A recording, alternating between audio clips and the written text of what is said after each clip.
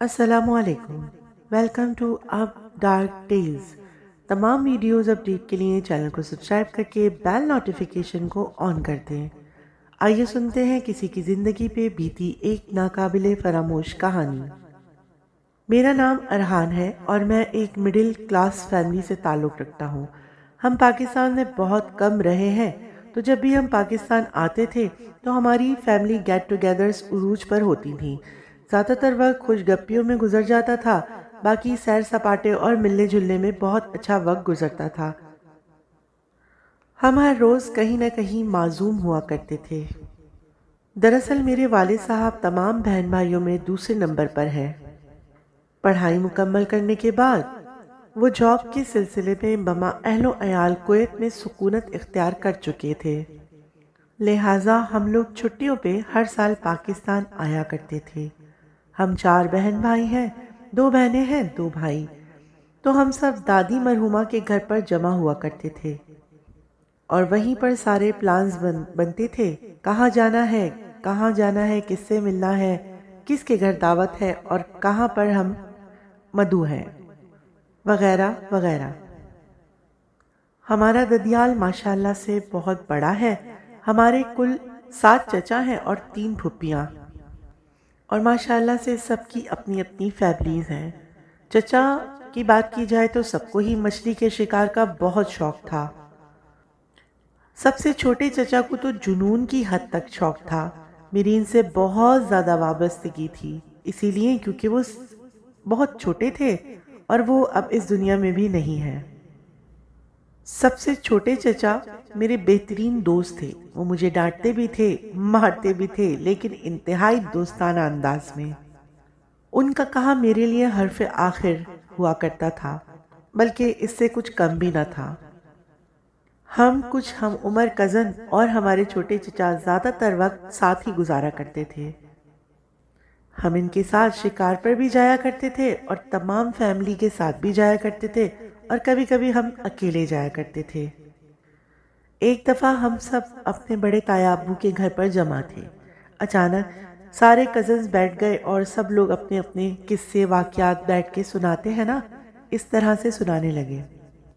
باتیں ہو ہی رہی تھیں کہ شکار کا ذکر چل پڑا اور سب اپنے اپنے شکار کے قصے سنانے لگے۔ باتوں باتوں میں چچا نے شکار کا پروگرام ہی مرتب کر دیا۔ ہم سب تو بہت خوش ہو گئے، کیونکہ اس بار یہ پروگرام صرف مرد حضرات کے لیے ہی بنا تھا۔ تو طے یہ پایا کہ مرد حضرات تمام شکار پر جائیں گے اور تمام خواتین ایک ہی گھر میں، یعنی سب سے بڑے تایا ابو کے گھر میں دعوت منائیں گے۔ خیر، شکار کے لیے کل کا دن یعنی منگل کا دن طے پایا اور سارے معاملات طے پانے لگے۔ ہمیں اگلے ہی دن صبح صبح روانہ ہونا تھا۔ ہر کسی کے ذمے اس کا کام مخصوص کر دیا گیا۔ کیونکہ میں اتنا زیادہ لوگوں کو اور علاقوں کو نہیں جانتا تھا، تو مجھے سب انتظامات کو چیک کرنا تھا۔ ہمارے ساتھ چچا کے ایک واقف کار ندیم بھائی بھی جا رہے تھے، جن کی اپنی ایک لانچ تھی اور اس پر وہ شکار کیا کرتے تھے۔ وہ شوقین تھے شکاری کے، پیشے سے وہ پولیس میں تھے۔ وہ ہمارے سب سے چھوٹے چچا کے بہت اچھے دوست تھے، تو ہم کو ان کو اپنے ساتھ لے کر جانا ہی تھا۔ وہ ایک ماہر شکاری تھے، ان کی اپنی لانچ تھی اور ہم سب موسمی شکاری تھے۔ رات کے 10 بج چکے تھے۔ ہمیں شکار کے لیے چارے کا بندوبست کرنا تھا۔ ندیم بھائی نے چچا سے کہا کہ اس وقت چارہ صرف فشری کے ایریا میں ہی مل سکتا ہے۔ کیونکہ سارا پروگرام ایک ہی دم بنا تھا تو سوچنے کا ٹائم نہیں ملا۔ پاکستان آ کے موٹر سائیکل چلانے کا شوق بھی پورا کرنا تھا، سو میں نے کہا چارہ لینے کے لیے میں ساتھ جاؤں گا ندیم بھائی کے ساتھ۔ پہلے تو چچا نے تھوڑا سا تردد کیا، اس کے بعد ہمیں اجازت مل گئی۔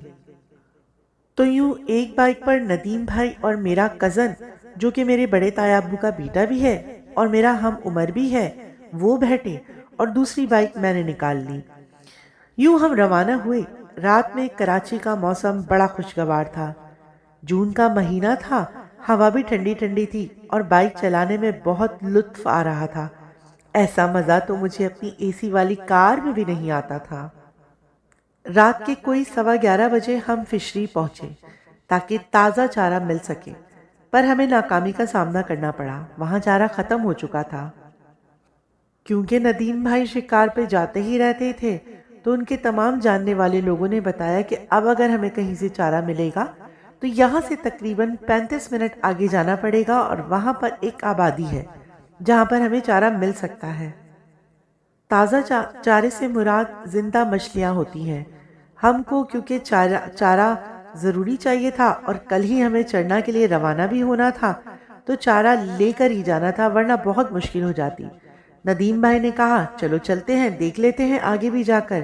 وہ ہم سے بڑے بھی تھے، ان کو کافی معلومات بھی تھی، اور پیشے سے وہ پولیس میں بھی تھے، تو ہم نے کہا ڈرنا کس بات کا، تو چلتے ہیں۔ اور یوں ہم آگے روانہ ہو گئے۔ منزل پر پہنچے اور مزے کی بات تھی کہ ہمیں چارہ مل گیا۔ ہم بہت خوش ہو گئے، ورنہ دوسری صورت میں شکار کا پروگرام کینسل بھی ہو سکتا تھا، اور اس کے لیے ہم لوگ بالکل تیار نہیں تھے۔ چارہ خریدنے کے بعد ہم واپسی کے لیے روانہ ہوئے۔ رات کا 1:30 بج گیا تھا۔ ہم چل پڑے۔ ندیم بھائی پان کھانے کے بڑے شوقین تھے۔ انہوں نے رات میں اپنے لیے پان خریدنے کا پروگرام بنا لیا اور ہم آگے روانہ ہو گئے۔ راستے میں میری بائک چلتے چلتے بند ہو گئی۔ وہ لوگ آگے نکل گئے اور مجھے کچھ سمجھ ہی نہیں آیا کہ میں اب کیا کروں۔ راستہ مجھے کچھ یاد تھا۔ آگے دائیں ہاتھ کی طرف سڑک ڈھلوان نما نیچے کی طرف جا رہی تھی۔ میں نے سوچا یہ شارٹ کٹ ہوگا۔ میں نے بائک اسی طرف آگے بڑھا دی۔ اب میں بائک کو اسٹارٹ کرنے کی بھرپور کوشش کرنے لگا، مگر میری بائک اسٹارٹ ہو کے نہیں دیتی۔ مجھے تھوڑی ہی دیر میں اندازہ ہو ہی گیا کہ مجھ سے اب یہ بائک اسٹارٹ نہیں ہوگی، کیونکہ سڑک ڈھلوان تھی۔ میں نے بائک کو نیوٹرل کیا اور آگے بڑھنے لگا۔ اچانک کافی دور آنے کے بعد میرے دائیں اور بائیں کیکر کے پیڑ آنا شروع ہو گئے۔ میری ریڑھ کی ہڈی میں سرد لہر دوڑی اور میرے رونگٹے کھڑے ہونے لگے۔ میرے ساتھ ایسا کبھی نہیں ہوا تھا، تو میرے لیے یہ بے حد عجیب بھی تھا۔ میں پھر بھی آگے بڑھنے لگا۔ اس سناٹے میں مدد کا انتظار کرنا بے سود تھا۔ چاند کی روشنی اندھیرے کو چاک کرنے میں خاصی مددگار تھی۔ تھوڑی ہی دیر بعد میں آگے گزرنے لگا تو مجھے اپنے پیچھے سے ایک آواز سنائی دی، رکو رکو ذرا۔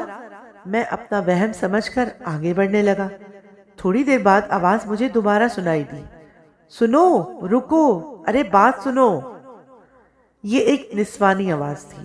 اس بار میں نے پلٹ کے دیکھا، کسی کو نہ پا کر آگے بڑھنے لگا۔ اب مجھے تھوڑا تھوڑا ڈر محسوس ہونے لگا۔ اچانک سڑک کے درمیان اسپیڈ بریکر آیا اور مجھے جھٹکا لگا اور میں رک گیا۔ میں سنبھلا، پھر آگے بڑھنا شروع ہی کیا تھا، جو جھاڑیوں سے اچانک ایک خوبرو دوشیزہ باہر آئی۔ میں ابھی سنبھلا ہی تھا کہ ایک لڑکی کو سامنے دیکھ کے میں تھوڑا گھبرا گیا۔ رات کا یہ پہر اور ایک لڑکی سناٹے میں یہاں کیا کر رہی ہے؟ دل میں ایک خیال گزرا۔ اس نے آگے بڑھ کے مجھ سے کہا، سنیں، مجھے مین روڈ تک چھوڑ دیں۔ میں نے کہا، خاتون آپ یہاں اس وقت، اور میں آپ کو کیسے چھوڑ دوں؟ نہ تو میں آپ کو جانتا ہوں اور نہ ہی میری بائک ٹھیک ہے۔ اس نے مجھے حیرت سے دیکھا اور کہا کہ آپ کی سواری تو بالکل ٹھیک ہے۔ میں نے کہا، خاتون اگر میری سواری ٹھیک ہوتی تو میں ایسے سفر کیوں کر رہا ہوتا؟ اس کو اسٹارٹ کر کے آگے نہ بڑھ جاتا؟ وہ ہنسی اور کہا، آپ اسٹارٹ کر کے دیکھیں، آپ کی سواری بالکل ٹھیک ہے۔ میں نے سر کو ایک جھٹکا دیا، بائک سے اترا اور اسٹارٹ کی۔ واقعی بائک اسٹارٹ ہو گئی۔ میں حیران رہ گیا۔ میں نے حیرت زدہ انداز میں اس کی طرف دیکھا تو میری نظر اس کی آنکھوں پر پڑی۔ میں تھوڑا ڈر گیا۔ اس کی آنکھیں کبوتر کے انڈے کی مانند تھیں۔ اس کی آنکھوں کے درمیان جیسے کنچے کے بیچ میں سانپ جیسا نشان ہوتا ہے، اس طرح کا نارنگی نشان تھا، اور اس کی آنکھ میں سے جامنی اور سبز رنگ کی روشنی نکل رہی تھی۔ میرا سارا دھیان اس کی آنکھوں کی روشنی پر تھا۔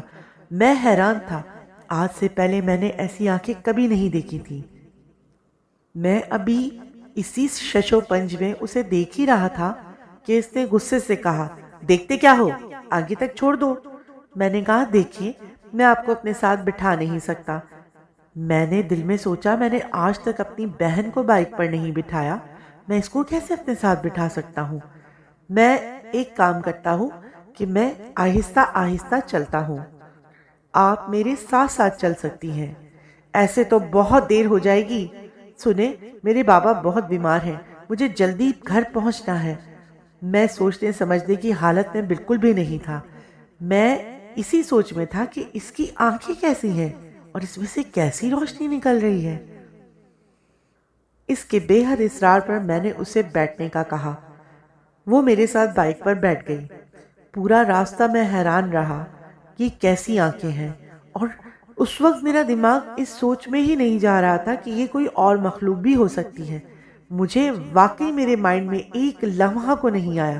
میرا دماغ جیسے سن سا تھا۔ کوئی 26 منٹ بعد تھوڑی دور آگے گزرے ہی تھے کہ واٹر پمپ چورنگی کے پاس اس نے مجھے رکنے کا کہا۔ رکو، بس بس بس یہی روک دو۔ میں نے بائک روک دی اور مڑ کے کہا، سنیں، یہاں تو کوئی گھر نہیں، آپ کہاں جائیں گی؟ پیچھے کوئی بھی نہیں تھا۔ میں حیران رہ گیا۔ میں بائک سے تیزی سے اترا، اچھی طرح دیکھا، سوائے سناٹے کے کچھ نہ تھا۔ آگے ایک پرانا اسکول تھا جو کہ شاید گورنمنٹ کا لگ رہا تھا، اور رات کے سناٹے میں وہ ویران اجڑا اسکول، سوکھے درخت، مجھے بہت گھبراہٹ ہوئی۔ اچانک مجھے وہ وہاں کھڑی نظر آئی۔ میں سمجھنے سے قاصر تھا کہ اتنی جلدی وہ پیچھے بائک سے بیٹھے ایک دم سے اتنی دور آگے کیسے پہنچ گئی۔ اب مجھے بہت گھبراہٹ ہونے لگی۔ اب مجھے کچھ سمجھ آنے لگا کہ یہ کچھ اور ہی معاملہ ہے۔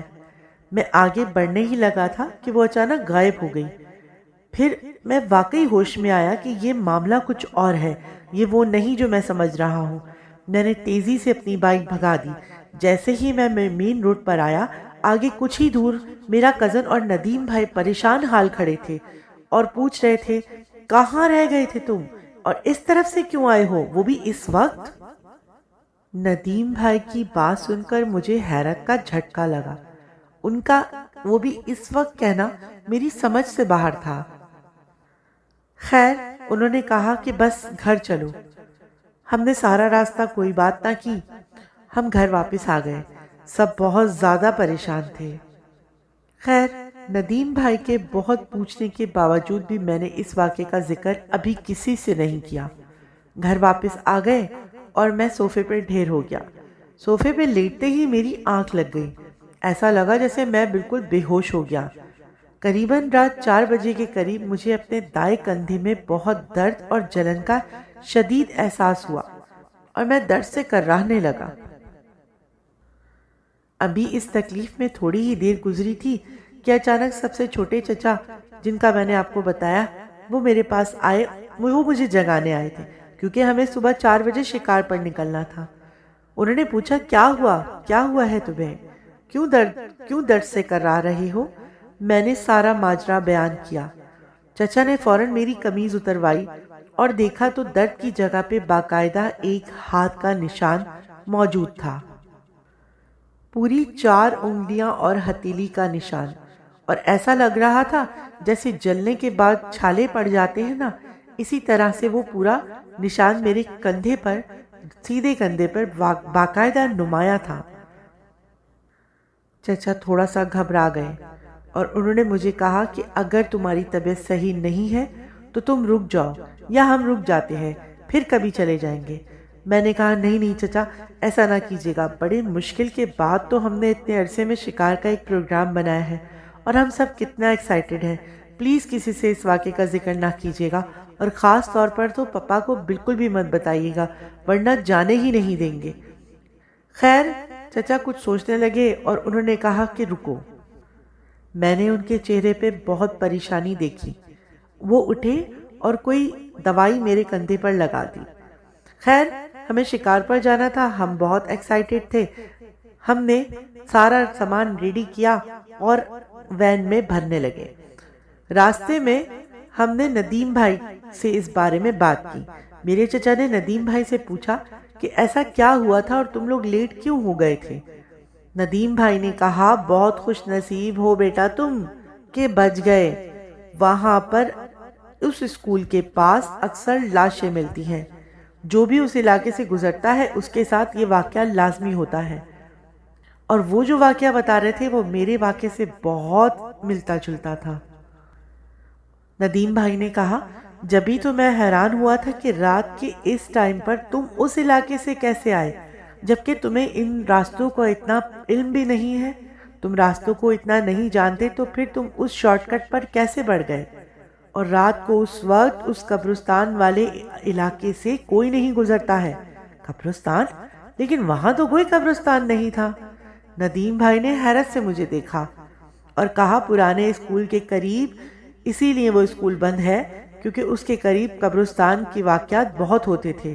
اسکول اسی لیے بند کر دیا گیا ہے۔ اور وہاں تو رات میں تو کیا دن میں بھی کوئی نہیں گزرتا؟ میں حیران رہ گیا۔ میں نے ان کو پورا واقعہ تفصیل سے بتایا اور اس آنکھ کے بارے میں بھی۔ ایسی آنکھ میں نے کبھی نہیں دیکھی تھی۔ اچھا ہوا اللہ نے مجھے محفوظ رکھا۔ میں آج بھی سوچتا ہوں الحمدللہ میری تربیت اچھی تھی، اسی لیے میں بچ نکلا۔ آج بھی وہ آنکھ میری یادداشت کے پردے پہ محفوظ ہے۔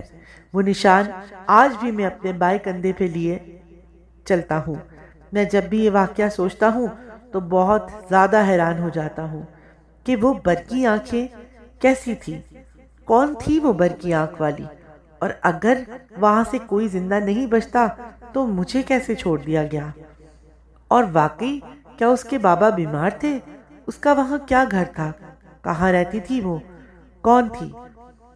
آج عمر کے اس حصے میں پہنچ کر مجھے یہ خیال آتا ہے کہ یقیناً وہ کوئی اور ہی مخلوق تھی۔ اس کی آنکھیں آج بھی مجھے یاد ہیں اور وہ نشان میرے کندھے پر آج بھی موجود ہے۔ یہ کہانی میں جن کو بھیج رہا ہوں، امید کرتا ہوں آپ کو اسی طریقے سے سننے کو ملے گی، مگر وہ آنکھیں میں زندگی میں کبھی نہیں بھولوں گا۔